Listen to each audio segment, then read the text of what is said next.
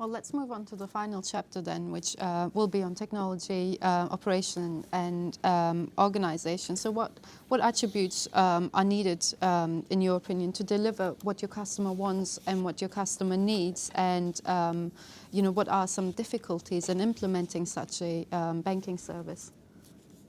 We touched on one of them already, the need for an organization framework, where there is somebody or a group of people who are responsible across channels. I think that's very important, and to put in the performance measures accordingly. The second thing, which is technology oriented, is to have common platforms across those channels, common communication platforms. The problem with the multi-channel approach had been that each new channel very often set up its own method of communications. So you've got effectively silos of communications, different suppliers, and very complex to try to get them to talk to each other. So that is a constraint which most of the big banks recognize and are trying to move towards some form of unified communications platform to enable the channels to talk to each other much more easily. And if they get that right, plus the organization and the performance measures, then three of the big barriers will disappear. Well, we should let the banks answer this question. And how do you break up these silos? So I'll take a very specific example. So if you look at the new customer onboarding, currently what you have, for example, for the most part, every bank I've talked to, including the one I'm working in, there are very singular ways to onboard a person, right? So you pick product A, you go through the whole journey, start to finish. You pick product B, you go through the whole journey, start to finish. Product C, and then the way all those onboardings happen are very specific to or channel centric. So if you start in the branch, you finish in the branch. If you start on telephony, you finish on telephony, maybe not, and so on and so forth.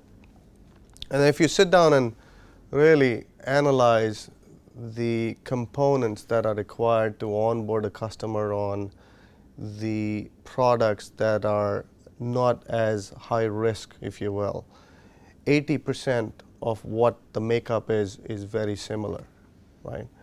And that's a given. So if you look at a basic account, a credit card, all those kinds, 80% of what you require to satisfy or meet the criteria is very, very similar. There are obviously the 20% nuances where certain things require certain additional aspects. Now, that's a huge opportunity, for example, right? There is no reason why you cannot have, should the customer want it, one journey, end-to-end, irrespective of whether the customer prefers to do it on one channel or multiple channels. It's very doable given the technology that we have available today and what we know for those products today. For existing, so this is for new, getting custom. For existing customers, because of how things were done and how people were onboarded by channel, there's a common thread that you need to get service for those products that you currently have as a customer, which is identification and verification. Right? Because you were onboarded on different channels, there is a variation of variant of IDMV that one has to go through, for example. There is no reason why you cannot have one method, and I'm making it overly simplistic, but not as many, harmonize it into the right number of ways to IDMV and come in on one channel and then have to go through the full experience, even though there might be additional channels during the service experience. I quite like your view. I think it's very. I mean, it sounds very simple to do in that you have like a single view of your customer. It doesn't matter which channel the customer uses, and that any channel can see what the customer has done in any other channel across the business. That's sort of a fundamental bedrock. And then on top of that, you give staff the ownership of customers. So it's not like you say, right, that channel owns that customer. Everybody owns the customer, and that when the customer contacts you, you fix the customer issue. That, at the end of the day, would be something what I describe as a full omni-channel experience. You know what the customer does across all of the channels, and your staff are responsible to manage whenever that customer contacts you. We're hearing the same thing. Virtualize the application so they can be applied consistently and across any channel. And as we know, we did make a little bit of a mistake in maybe putting niche applications in our channels. So on the application side, our customers saying, make it just a presentation layer. Just make it a presentation layer, but put the logic virtually in the back. So we say, okay, we talk a lot about app, but no, you have to virtualize your communications as well. So digitize communications so that they can be applied to every channel consistently. So I basically want to communicate something to my customer base, it goes anywhere. And then the last one, which is the exciting one, I think, and where we're putting our most money, is virtualize the most important element of our business, which is our expertise. And it sounds funny, we quote unquote in the technology world, you'll load balance your data center to get the greatest utilization. But ironically, we haven't load balanced our people. So we might have experts in this one branch, but we get a whole bunch of people who come into another branch. We might have expertise supporting one channel, but we have a whole bunch of people. What we really need to do is, as you said, make it available anywhere. And it's technologically taken a lot of investment, but we're seeing enormous positive results for the simple reason, if I can be where the customer is with an equipped resource, when the customer wants it, my chance of success and customer sat goes through the roof. And so we've seen huge mortgage closure improvements, huge small business lending improvements, huge private banking improvements. And there's no reason I shouldn't be able to access the expertise that I need to deliver value to me in a personalized way. But it's a shift in business model fundamentally. I think there's a big issue that we're avoiding here, is that the biggest problem in technology in our banks today are our IT departments. And to be honest with you, it's not their fault. You go to work in an IT department in a bank and you're worried about keeping your job. And you have to feel for these people who are trying to feed their families and they're walking in, they're worried about losing their job. So as a result, they're putting their backs up against the wall and they're trying to do too much inside. And I think the gap analysis that we do on a lot of these projects is what's absolutely killing us, because the gap analysis is over-exaggerated, oftentimes is over-exaggerated because these IT departments are trying to protect their own jobs. If we gave our IT departments that comfort that they're going to keep their jobs, I think we would be using vendors more. And if we use vendors more, the cost of these services would go down and the quality of these services would go up. To be fair, it's, banks like Santander, who developed their own core banking system, a fabulous core banking system, we couldn't do that today. We couldn't do that today, but yet a lot of IT departments are putting their backs up against the wall and saying, we should try because we need to keep busy. And as a result, just a couple of weeks ago, we had a bank come out and say they're going to do less business with the big vendors. Who's saying that? It's the IT department saying, I need to keep my jobs. As an ex-IT leader, I know exactly what you're saying. You're designed around protecting. And I think the big question we see CEOs asking is, what is our true intellectual property? What is the special sauce that differentiates us? You don't want to be on an island. You don't want to be building everything yourself, but you also have to maintain your own special sauce. So I think that's a key decision to be made. What should we leverage? Let be commoditized, because it has been commoditized, so we can focus on what we do great. And I think the top institutions around the world are doing it. And they're gaining the one thing I think we all need, which is agility. They gain agility because they no longer have to do everything themselves, so they can be a little quicker, a little faster.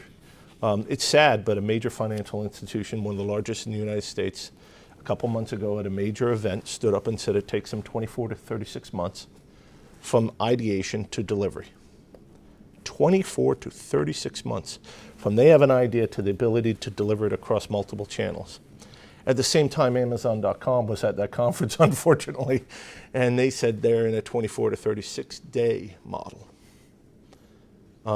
So you're driving digital channels, your ability to execute in a digital channel compared to in the classic historical channels, the speed and the agility is a huge advantage. Amazon can change their technology faster than they can deliver their products. So who will defend the IT departments then? If nobody else will, their response will be, yes, I agree with that, but the regulators have thrown all this stuff at us, by the way, and it's taking up 80% or 90% of my development budget. I have no money left. And by the way, the regulators are very concerned about any outsourcing. Yeah. I do think that's it's an interesting point, and I don't think that the banks would want to lose an opportunity to be more efficient or to outsource more activities, not at all. I think it has to be balanced with the maintaining all of the security and everything else that we have around the banks. And actually, banks, that is one area that banks, you know, if you say that trust on one side is a bit of a downside, on the other, on the positive side, is that most people would trust a bank to look after their data. It's what we do really well. And you can imagine that the IT and the risk guys are looking at it and saying, right, do we outsource this and so on? And it is a balance. And I think that, you know, historically we've done a pretty good job of being able to maintain our customer security, and that's what consumers demand as a fundamental bedrock of banking and financial services. It could be security, could be access, I'm not sure, it could be different products. But if we put everything, we hard code everything into it and just assume that the next generation is going to have the same values and want the same things, I think that's what's going to hurt us. And I think that's what's hurt us in the past, is we're not able to change quickly enough. And I think that's important for us as an industry. This goes back to a question we touched upon earlier a little bit, you know, how we could all learn from each other and how banks could learn from different industries. So I think this would be good to wrap up our conversation today. How do you learn from others, from each other, from industries such as retail? I think there are lots of great examples, and those examples are a combination of what other banks are doing and what other non-banking institutions are doing, because that's very important. There are lots of, and you know, we just talked about Amazon really quickly. So if you look at, I think I was reading one of these articles in a magazine or a newspaper where they were talking about the Apple Store, or you know, the infamous Apple stores that they open, and the other stat, which was very interesting, was that 80+% of the revenue does not come from the store. But in majority of the cases, the engagement starts on the store. Amazon now sells everything that's available under the sun. But each time you go, you don't start the relationship. You do that once, you establish the relationship, and then from that point forward, it's how you make your relationship deeper. And I understand it's a very different model, but there are lots of things that can be leveraged from these two examples, as opposed to how banks have done things in the past. The recent ranking of Amazon's personalization ranking. So, international firm did it, and if you've seen it, it's really remarkable as far as lessons learned for us in the financial industry. So no bank in the world ranked higher in personalization. And when asked, the response was, Amazon knows me. Yet, I believe less than 1% said they had ever met or talked to anyone from Amazon. So it's a great application of information, simple information, and I think it goes back to behavior. They're tracking behavior. We've been tracking transactions. They're focused on behavior and understanding it and delivering based on behavior. We've been focused on products and transactions for a very long time. But there is a model to look at that's, whether it delivered through that channel or not, it's irrelevant. It's the point of how consumers view it as valuable. I think one of the things that we've seen in the past is that we as an industry were able to set behaviors. And let's be candid, 20 years ago, 30 years ago, we could actually dictate how people would operate with us and how they would interact with us. I think what's changed is that other industries are now in control of dictating behavioral patterns. And I think as an industry, we have to look at others, just not necessarily because they're doing the right things, but because they may change the behaviors of people who will then have those expectations of us. There's a payments company and a institution of pubs and nightclubs in the Netherlands who wanted, instead of having people come in with credit cards or debit cards or cash, they said, well, why don't we embed chips in people's arms? And I actually have a chip in my arm where when I go into this club, it's a top-up chip, so I just put money on it. And then when I go into the club and I want to pay for a drink, it's a little device comes up to your arm, boom, you've just paid for it and you move on. Now, will this change behaviors? Well, most people would say no, but if you think of the same chips being put in people for their medical records, so if you get into a car accident and you're on the emergency table, they scan your arm and they know everything about you. then it can save your life, then people will be able to do that. So if you see that behaviors are going to change and access points are going to change, and as an industry, we're not going to be able to dictate that anymore. So other industries are going to have to keep an eye on it. It's good to know that healthcare will be improved by your activities in pubs in Amsterdam. Yes. Perhaps you can tell us what it's like coming from, one This, of the American yeah, this markets. example is really interesting, and I think in Guarantee we call this living service. Living service is a different idea, maybe beyond to the omni-channel strategy, because in the omni-channel there are different channels there, and we are trying to integrate them, and we are trying to make a unique brand to our customers. But beyond that, there's something else. Like your example, there will be some different services in the banking sector, in financial institutions. For example, there's a service called Boondoggle. Maybe you might know it. It's a different service. It's a simple one. It's a wake-up service, and they're integrated with the weathercasting. At the end of the day, there are two services in it, and they are both simple. But when they integrated it, it's a simple wake-up service. I wake up, in every morning, 7 o'clock. But if it snows, it wakes me up, 30 minutes earlier. This is a living service. This is what you said, in the beginning of the conversation. This is tapping into their lives. If we can create this kind of services, then the financial institutions will change, and the approach will be changed. There are some other examples like this.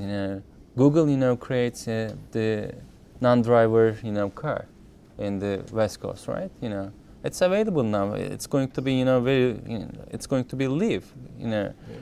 And the thing is, if it is going to be crash, as a banking service, are we ready to, compensate that insurance? Where's the fault? Who's going to pay that? In the normal insurance policy, we always ask to people, do you smoke? There are two answers there, yes or no. Do you believe that? And where is the living service? Where is the omni-channel strategy? Where is the digital services? So this is going to be different very soon. So these are some examples. There are some exaggerations, maybe behind them. But the thing is, there's a high law in London for taxi drivers. In London, it's really difficult to find a taxi, on the street.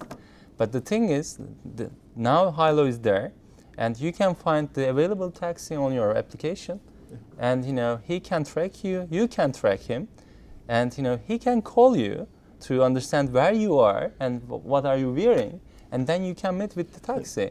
The thing is, there was a need there, and it's becoming a demand now.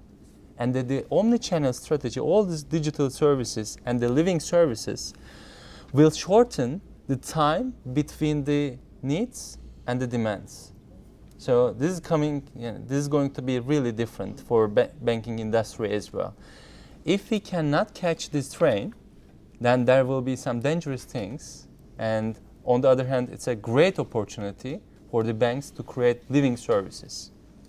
I think what's interesting about banking is that in effect we've been sort of doing big data for a long time, but we haven't really leveraged it. We know more about probably a consumer than any other industry because we handle all of their financial services, and I think as yet we haven't quite leveraged that as much as we could have done. I think the type of thing that you're talking about, where you're having things implanted in your arm, it's really about data and identity.